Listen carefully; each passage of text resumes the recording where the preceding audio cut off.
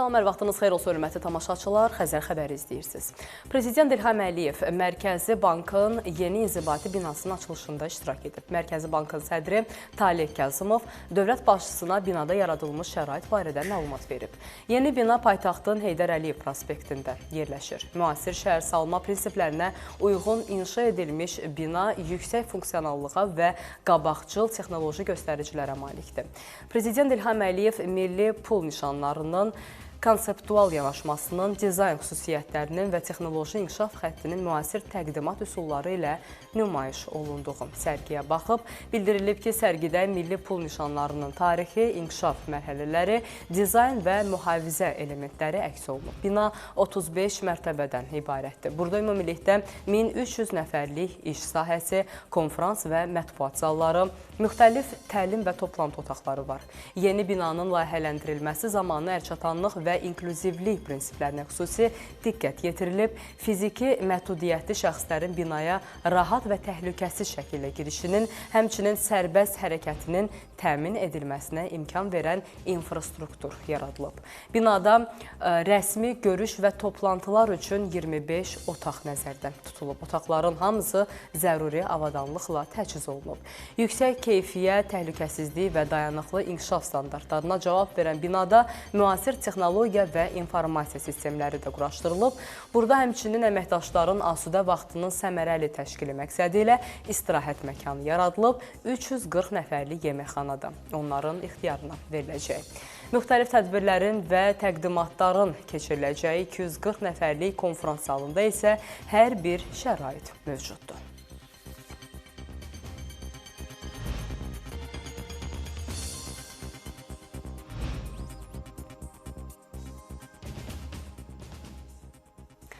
Davam edirik. Vətəndaşların sağlamlıq vəziyyətinə dair məlumatlar vahid elektron sistemdə toplanacaq.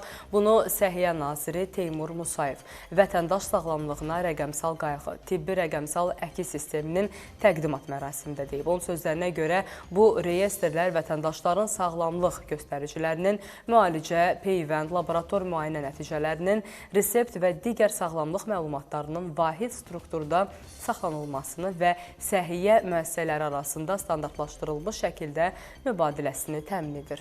Məlumatların vahid informasiya məkanında toplanması süni intellektdən də istifadə etməklə dərin təhlil aparmağa, əhalinin sağlamlıq vəziyyətini proqnozlaşdırmağa, böhran vəziyyətlərində mərkəzləşdirilmiş idarə etməyə və gələcək səhiyyə strategiyalarını inkişaf etdirməyə imkan verəcək deyə nazir vurğulayıb.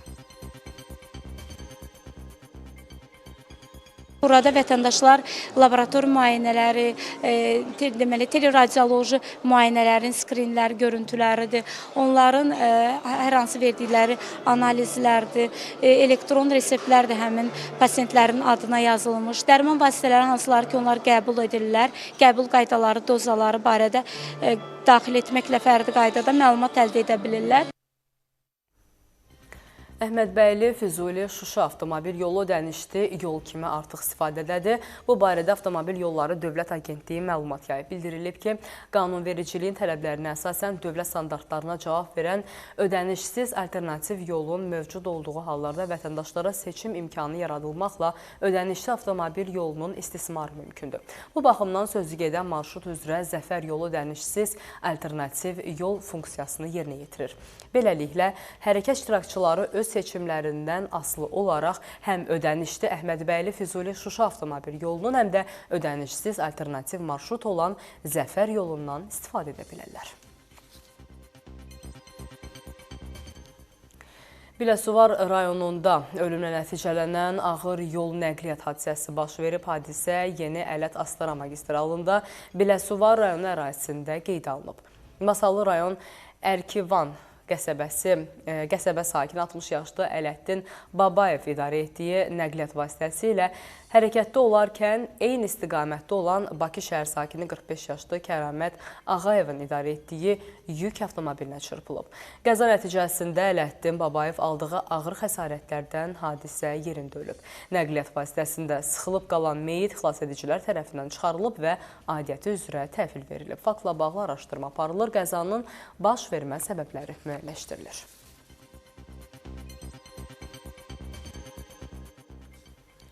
Daxili İşlər Nazirliyinin Baş Dövlət Yol Polisi İdarəsi Biləsuvarda ölümlə nəticələnən yol qəzası barədə məlumat yayıb. İdarədən bildirilib ki, eyni istiqamətdə, eyni zolaqda hərəkət edən nəqliyyat vasitələrinin bu şəkildə toqquşması sürücülərin yorğun, yuxusuz yaxud idarə etmə zamanı diqqəti yayındıran hərəkətlərə alüdə olmasından xəbər verir. Sözügedən yol nəqliyyat hadisəsində də sürücünün sükan arxasında yuxulaması ehtimal olunur.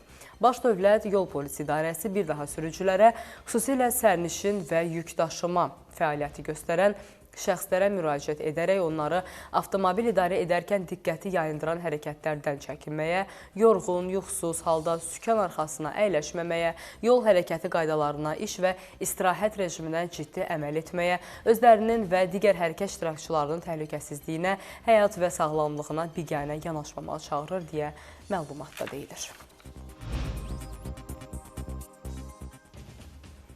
Son günlər sosial şəbəkələrdə xarici ölkələrdən birində qeydə alınan vergi borclarının endirimlə ödənilməsi imkanını təklif edən və rəsmi dövlət qurumlarına məxsus vizual elementlərdən istifadə edən internet resursu barədə məlumatlar yayılıb. Bu barədə Dövlət Vergi Xidməti məlumat yayıb.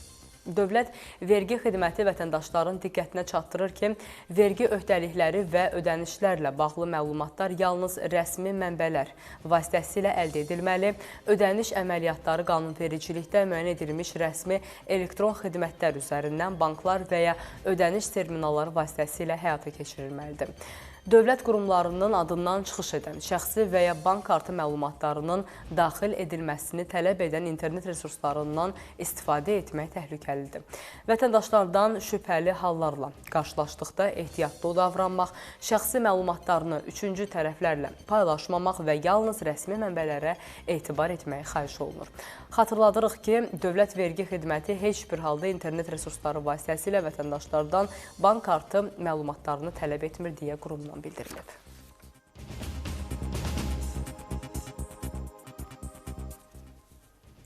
ABŞ ordusu ötən gün İran tərəfindən buraxılan raket və pilotsuz uçuş aparatlarını ələ keçirdikdən sonra Qəşim adasında yerüstü idarə etmə mərkəzinə zərbələr endirib. Bu barədə ABŞ Mərkəzi Komandanlığı məlumat yayıb. Komandanlıq vurğulayıb ki, İran 5 raket atıb və heç biri hədəflərə dəyməyib və ABŞ ordusu da 3 dronu vurub. İslam İnqilabı Keşikçiləri Korpusu isə ABŞ-nın Qəşim adasındakı İran hərbi obyektinə endirdiyi zərbələrə cavab olaraq Bəhreyndə ABŞ hərbi dəniz qüvvələrinin 5-ci donanmasının qərargahına, eləcə də regional ölkədəki Amerika hava bazasına raket və pilotsuz uçuş aparatları ilə hücumlar həyata keçirir. Qeyd olunub ki, Korpus Hörmüz boğazı yaxınlığında İran neft tankerinə endirilən zərbəyə cavab olaraq ABŞ-ya bağlı gəmiyə hücum edib. İran Küveyt hava limanına da pilotsuz uçuş aparatları ilə zərbə endirib. Küveyt Müdafiə Nazirliyindən dronların hava limanının birinci terminalında yerləşən sərnişin zalına hücum etdiyi bildirilib. Rəsmilər hücum zamanı bina və infrastruktura ciddi ziyan dəydiyini, həmçinin bir nəfərin öldüyünü və bir neçə nəfərin isə yaralandığını bildirib. Hücumla əlaqədar Küveyt ölkənin hava məkanını bir sutkalıq bağlayıb. Küveyt və Bəhreyn hakimiyyəti İranın raket və pilotsuz uçuş aparatları ilə həyata keçirdiyi hücumları cinayətkar təcavüz adlandırıb.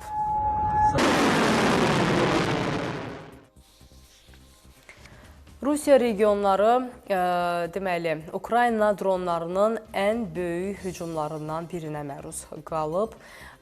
Rusiya Müdafiə Nazirliyinin məlumatına görə hava hücumundan müdafiə sistemləri Ukraynanın 354 təyyarə tipli PUA-sını vurub. Dronların Belqrad, Bryansk, Voronej, Kaluga, Kursk, Leningrad, Novgorod, Orel, Pskov, Rostov, Smolensk və digər vilayətləri, Moskva vilayəti, Krasnodar diyarı, Krım Respublikası və Azov dənizi üzərində vurulduğu bildirilib. İlkin məlumatlara görə Sankt-Peterburqda Rusiyanın şimal-qərbindəki ən böyük neft daşıma kompleksi olan Sankt-Peterburq neft terminalına zərbə endirilib. PUA-nın hücumundan sonra obyektdə yanğın baş verib. Kronştadtdakı liman infrastrukturuna da hücum edildiyi bildirilib. Dronların Estoniyanın ərazi sularından Finlandiya körfəzi üzərində son dərəcə aşağı hündürlüklərdə uçaraq Sankt-Peterburqa zərbə endirdiyi bildirilib. Xatırladaq ki, bugün Sankt-Peterburq Beynəlxalq İqtisadi Forumu fəaliyyətə başlayır. Forumun ilk günündə Ukrayna şəhərə və Leningrad vilayətinə dron hücumu həyata keçirib. Sankt-Peterburqda PUA hücumu ilə əlaqədar mobil internet kəsintiləri müşahidə olunub. Hücumun ziyana və tələfata səbəb olduğu bildirilir. Tambov vilayətinin Miçurinsk şəhərindəki Progress zavoduna da hücum edilib və müəssisə təyyarə və raket idarəetmə sistemləri üçün avadanlıq istehsal edib. İlkin məlumatlara görə PUA hücumundan sonra obyektdə yanğın baş verib. Ukrayna ordusuna aid dronun Donetskdə Moskva Simferopol avtobusuna düşməsi nəticəsində isə 7 nəfər ölüb. Rusiya mətbuatında yayılan məlumata görə hadisə vilayətin Yenakiyev şəhərində baş verib. Hadisə nəticəsində daha 11 nəfərin müxtəlif dərəcəli xəsarət alaraq xəstəxanaya yerləşdirildiyi bildirilir.